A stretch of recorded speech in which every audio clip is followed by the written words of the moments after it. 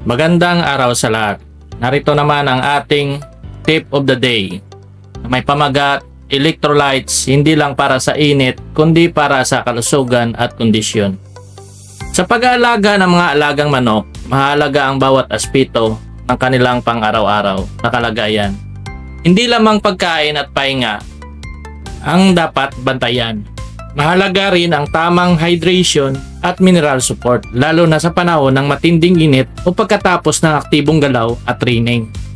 Karaniwang karanasan ng isang tagapangalaga. Noong una, tubig lang pinapainom ko pagkatapos ng training pero napansin ko parang matamlay.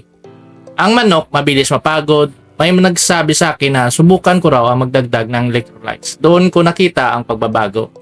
Ano ba ang electrolytes? Ang electrolytes ay ang essential minerals tulad ng sodium, potassium, calcium at magnesium. Nakatulong ito sa pagpanatili ng tamang balanse ng tubig sa katawan, mas maayos na galaw ng mga kalamnan, pagbalik ng enerhiya pagkatapos ng aktibidad, pabilisin ang recovery mula sa stress o pagod.